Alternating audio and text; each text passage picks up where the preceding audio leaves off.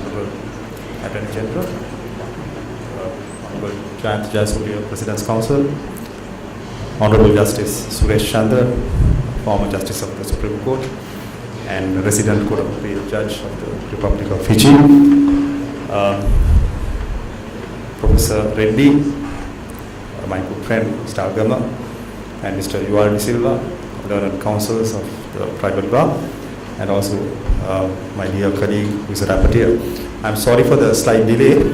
I think technology is always not interoperable, and I think that is the issue we as lawyers also face in the context of the evolving technological landscape.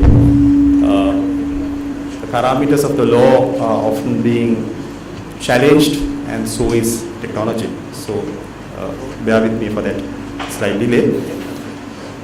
So here is the quick overview of what I would like to say today. The evolving nature of technology with specific reference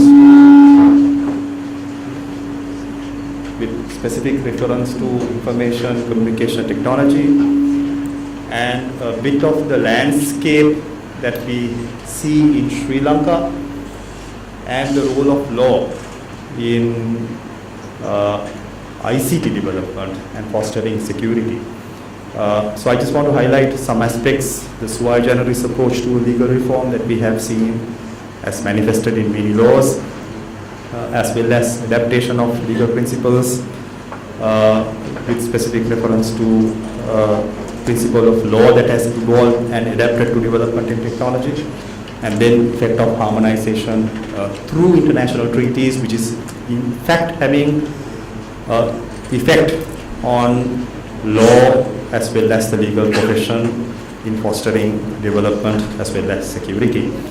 So many of you are aware of this, the technology that was used in the good old days.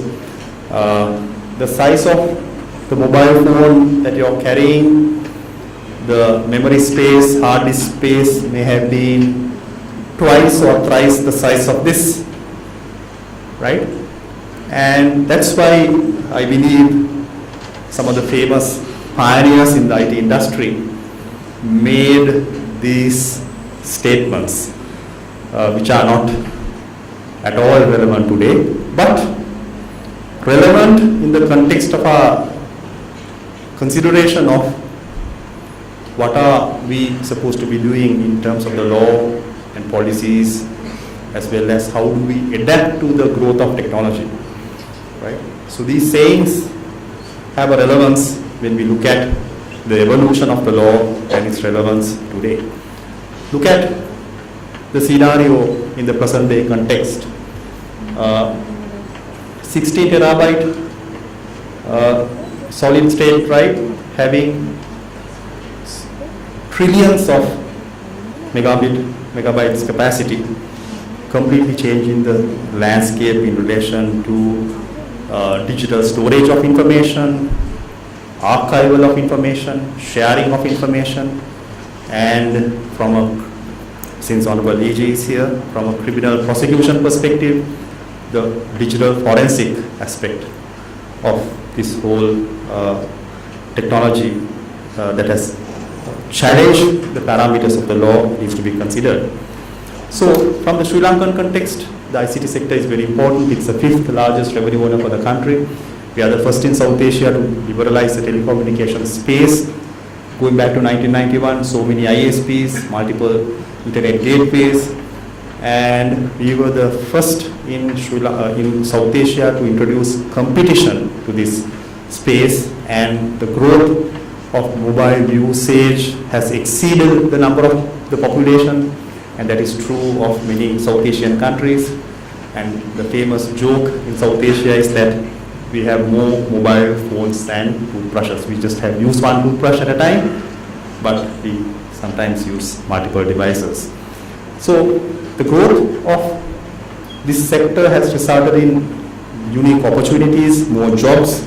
In fact, we can't keep pace with the demand in the employment requirements in this area, especially in the outsourcing area. And in the Network Readiness Index, Sri Lanka ranks number 1 in South Asia. And technology adoption has contributed significantly to ICT development, requiring countries to change their legal regime, not only to foster development, but also to ensure safety and security of its citizens. And that's a perspective that I just want to add today because it is relevant in the context of the contemporary challenges that we face in terms of law and policy growth in our society.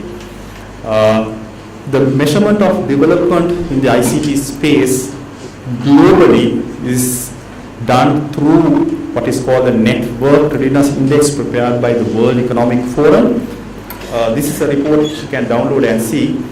And here is a quick sketch. I'm rushing through these slides.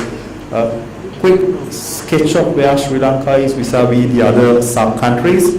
We rank number 1 in South Asia, and in the entire UN e-government index, Sri Lanka jumped 41 places compared to our position in 2012. So we are ranked 6th in the Asia Pacific region after South Korea, Japan, Singapore, Japan, Malaysia and China. So all that was due to some of the legal changes that were done. So what is the role of the law in fostering ICT growth and ensuring security? And here I have cited 2 approaches that we have seen, especially in our part of the world. This is true of most common law countries, where either countries have adopted sui generis or subject-specific legislation to address specific requirements arising from the development in technology, and I have cited a series of laws that Sri Lanka itself has enacted, ranging from electronic banking to electronic commerce to telecoms to cybercrime and cybersecurity. And the second approach being where the law or a legal principle has adapted to the development in technology. And the example that I am citing here is the evolution of copyright law. Copyright in itself protects not the idea, but the expression of the idea. So the moment you put your pen into paper and write down something, a letter to your girlfriend or boyfriend, to the graffiti on the wall we see, irrespective of the medium of expression, that expression format is protected. In the good old days, ideas manifested in the form of books, articles, printed literature were protected by law of copyright, and that led to a global harmonization through the Berne Convention in 1971, where close to 180 odd countries adopted that as a standard. But what is interesting is, with the growth of technology and adoption of IT as a tool, a necessary tool for our day-to-day business, social, governmental activity and military activities as well, software became an important tool that became the driver of this technology. So jurists globally tried to figure out how software is protected, and it was agreed that software is another form of human expression manifested in the form of expression that is carried out using a programming language. And you have different forms of languages that software engineers use, and that expression in a digital media was given the same standard of protection as in the hard copy printed media. So that adaptation is an interesting concept, and that is what led to WTO TRIPS Article 10 recognizing copyright law being the universal approach to the protection of computer software. So Sri Lanka has adopted a similar approach in our law, but in recent times we have seen this one before the last bullet, the idea expression dichotomy affecting the relevance of copyright law in relation to software protection, which means that ideas can be borrowed, ideas are not protected by copyright, therefore the expression format is what is protected, therefore it has been a growing trend where borrowed ideas have been used to develop almost similar software products.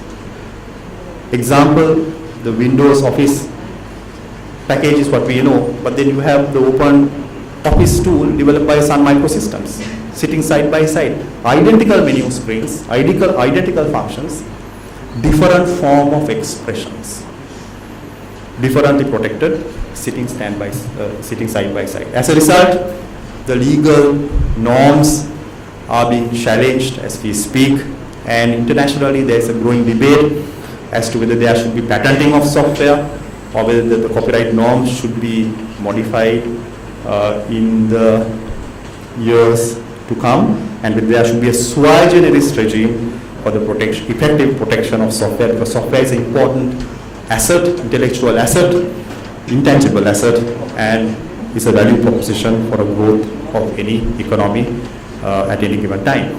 So the second, of course, sui generis approach, we know Electronic Transactions Act is a manifestation of that, to recognize electronic contracts, electronic government-based activity, formation of contracts entered into between parties living in different jurisdictions but carried out without a face-to-face interaction. And maybe what is important is also the e-government regime that is provided through the Electronic Transactions Act, which is specifically protected. But the Electronic Transactions Act also provides a unique regime for the admissibility of electronic evidence.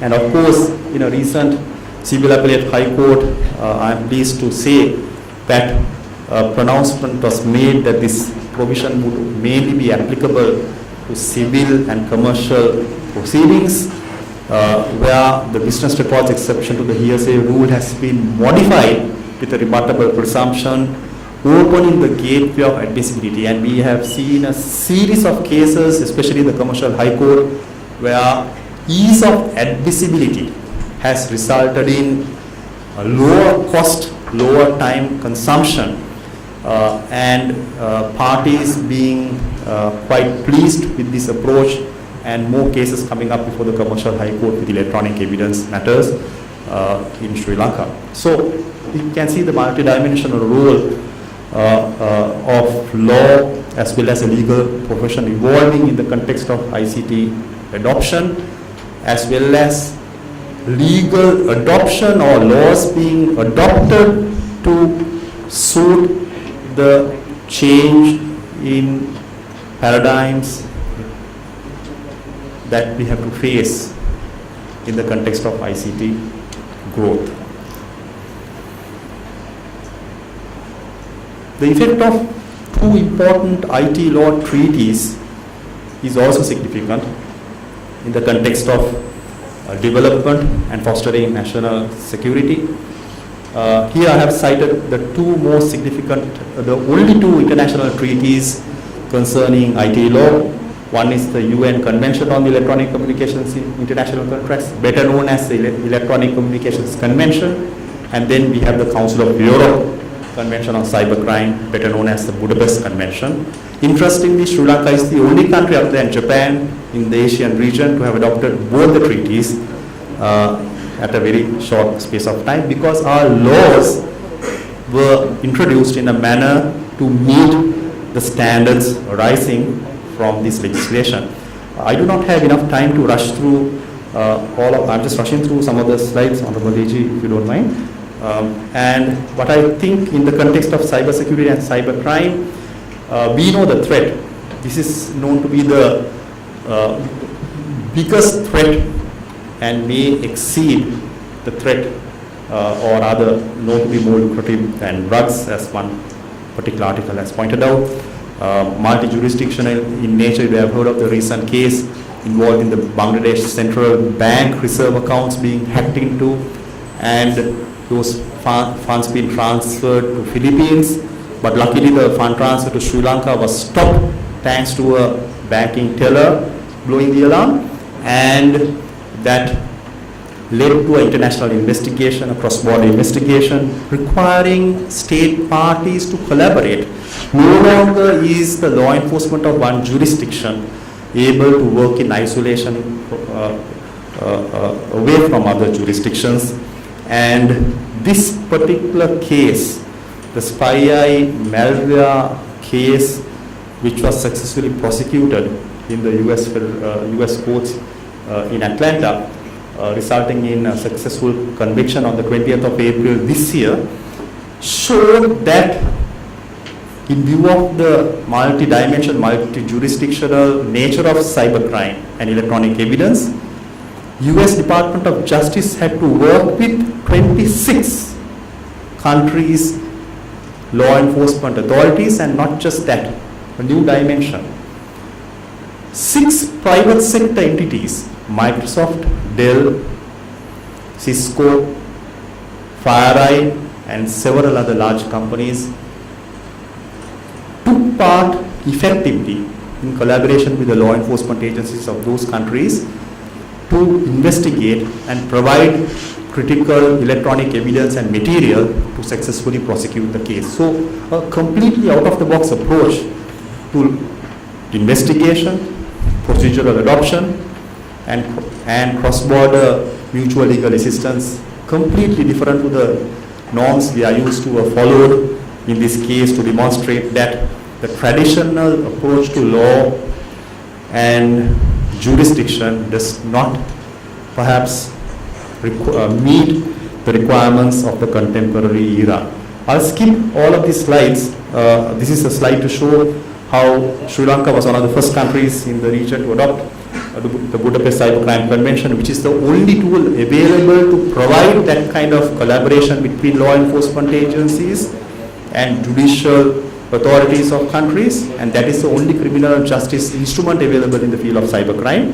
Over 130 countries are following that approach, including India's reform of their laws after the Mumbai incidents was based on the Budapest Convention, but Sri Lanka became the first country in this region after Japan to ratify that treaty. And this is a timeline of that adoption, and these are the laws that were used to assess Sri Lanka's readiness and compatibility to meet the requirements under the Budapest Convention. So, having said that, there are lots of other challenges that we as legal professionals, as well as policymakers, face. Issue of jurisdiction in cyberspace, to some extent being resolved thanks to the famous Yahoo case in Belgium of December last year, where a magistrate gave an order compelling Yahoo in US to provide critical electronic evidence in its possession in a large fraud case. So that was possible because Belgium is also part of the Budapest Convention, and they adopt similar norms and practices comparable with the Budapest Convention. Data protection is another area of ICT law that is requiring legal principles to be looked at in a different way. Sui generis approach to legal reform has been the mechanism that we have seen in recent times. In Sri Lanka, we are going through a debate whether we should have a specific law or whether there should be a code of practice. In conclusion, what I have to say is that the law as well as the legal profession is required to evolve if it is to effectively contribute to development as well as foster national security. Keeping pace with developments in technology is not easy. Traditional laws, procedures and practices need to adapt to developments, especially in the context of the ICT sector. Effective adaptation will determine pace of development as well as security, especially in the subject of my interest of the ICT sector. what is more important to remember is that laws will always remain behind ICT development, and as such we have to ensure that legal education has to change to meet those needs arising from the developments in technology, and change is a necessary reality we have to live with, and that is the only permanent thing in the context of the ICT sector and its growth. With that note, I thank you for a patient hearing, and I thank Honorable AG for giving me a few minutes extra. Thank you.